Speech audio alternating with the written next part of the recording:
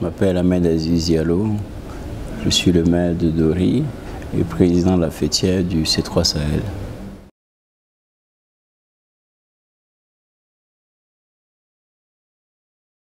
Les risques auxquels nous faisons face sont essentiellement liés aux retenues d'eau, au tarissement des retenues d'eau. Les pluies ne sont plus aussi fréquentes. La saison des pluies n'est plus aussi longue qu'elle ne l'était il y a 10 ans. Avec l'effet de la chaleur, les retenues d'eau se tarissent plus vite que d'habitude. Et cela, nous le constatons. Nous constatons aussi une avancée du désert.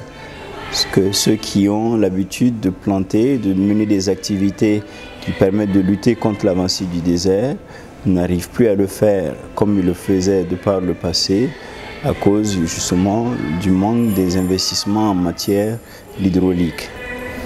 Donc, ce que nous constatons le plus, c'est ce tarissement des points d'eau qui met à mal tout ce qu'il y a comme activité agro-pastorale dans la zone.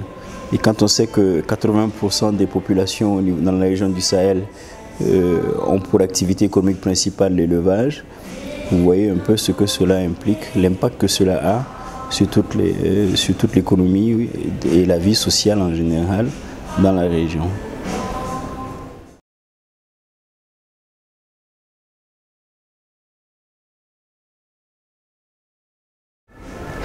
Mais il faut dire que dans le cadre du C3 Sahel, nous sommes au début de la phase d'opérationnalisation du C3 Sahel. Nous avons eu à élaborer un diagnostic de tout l'espace, un espace qui est quand même très vaste.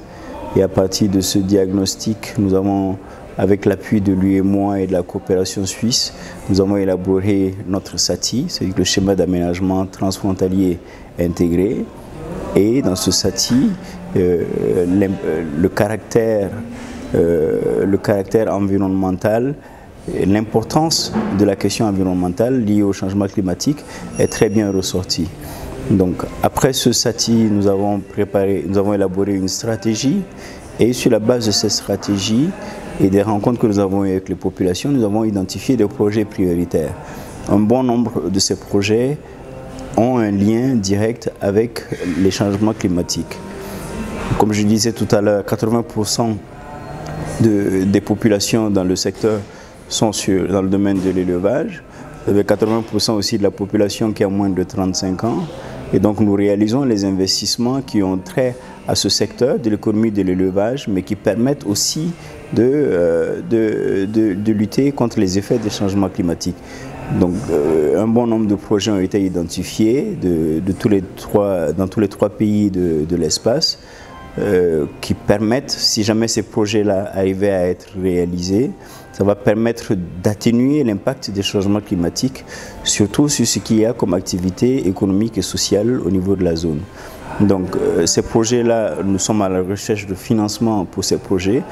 Donc le défi majeur dans ce secteur reste la mobilisation de ressources pour pouvoir financer ces projets. Nous sommes en discussion avec nos partenaires. Nous allons organiser des tables rondes dans ces différents pays pour essayer de mobiliser davantage de ressources. Et nous avons bon espoir qu'à la suite de ces tables rondes, avec l'engagement des partenaires, nous allons pouvoir réaliser certains projets et lutter parallèlement contre les effets des changements climatiques.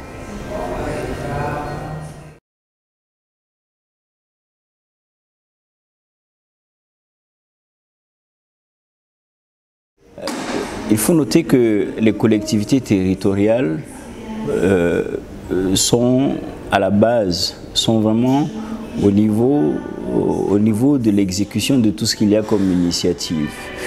De par leur proximité avec les populations, de par leur proximité avec les réalités, de par aussi le fait qu'ils subissent à plein fouet les effets des changements climatiques dans l'espace.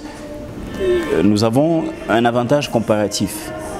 Quand on regarde un peu, c'est vrai que nous sommes dans un processus de décentralisation où nos États quand même ont une présence au niveau des services déconcentrés, mais cette présence a besoin d'un appui des collectivités territoriales. Donc nous nous disons qu'à partir du moment où nous avons cette proximité avec les réalités, avec les populations et avec les effets des changements climatiques, et nous avons quand même un personnel sur le terrain, nous pouvons mettre toutes ces ressources à profit pour mener des actions qui vont atténuer les effets des changements climatiques. Mais sur les exemples que nous avons, quand les collectivités travaillent sur ces projets, à travers la coopération décentralisée, il y a quand même une synergie avec les services déconcentrés et les organisations de la société civile, notamment les ONG, qui sont spécialisées dans le domaine. Donc nous disons que nous pouvons mener des actions parallèlement aux efforts de nos États respectifs. Nous pouvons mener des actions qui vont a priori avoir un impact beaucoup plus rapide que si le projet est exécuté par nos États centraux, avec tout ce qu'il y a comme mécanisme qui en général prennent du temps avant que la machine se mette en marche. Donc c'est surtout pour la raison pour laquelle nous avons estimé lors de la dernière COP qu'il était important de permettre aux collectivités territoriales d'avoir accès au fonds climat pour pouvoir mener des actions assez rapides et efficaces dans le domaine des changements climatiques.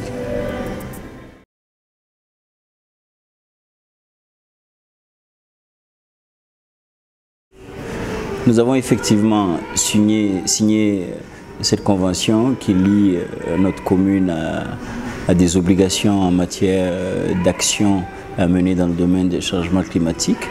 Nous l'avons fait parce que nous sommes convaincus qu'il faudrait que les collectivités travaillent en synergie, travaillent en collaboration pour lutter contre ces effets-là. Personne ne pourra réaliser de bons résultats en s'enfermant uniquement sur son territoire, sur sa collectivité. Des actions que nous pouvons mener en commun, des réflexions que nous pouvons mener en commun et pour nous permettre de trouver des solutions qui ne sont pas forcément nationales. Ces cadres de réflexion et ces cadres d'échange nous permettent aussi d'avoir accès à de meilleures informations et à des sources potentielles de revenus pour nous permettre d'exécuter ces projets. Les changements climatiques ne connaissent pas de frontières, ne connaissent pas de pays, donc il n'y a pas de raison pour lesquelles les uns et les autres s'enfermeraient dans leurs frontières pour essayer de mener des actions de manière isolée. Je pense que c'est important que tout le monde travaille, que nous travaillons ensemble. Si vous prenez un peu la région du Sahel, rien qu'au Burkina Faso, il n'y a aucune commune qui est différente des autres en matière des impacts des changements climatiques. Donc s'il y a une synergie, une collaboration au niveau de toutes ces communes, je suis sûr que l'impact sera même plus grand et sera plus positif sur les objectifs qu'on se serait fixés.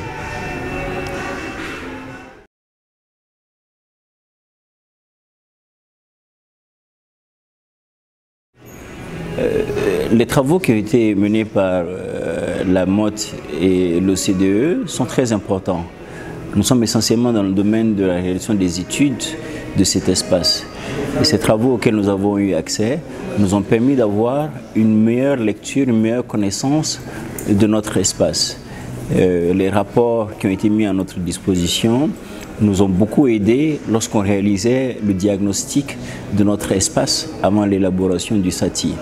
C'est-à-dire que vous pouvez bien avoir une bonne lecture de la situation en ce qui concerne les défis et avoir des idées, mais c'est important d'avoir quand même des données techniques et scientifiques pour nous permettre de nous assurer que les actions que nous envisageons vont à terme avoir l'impact qui est voulu.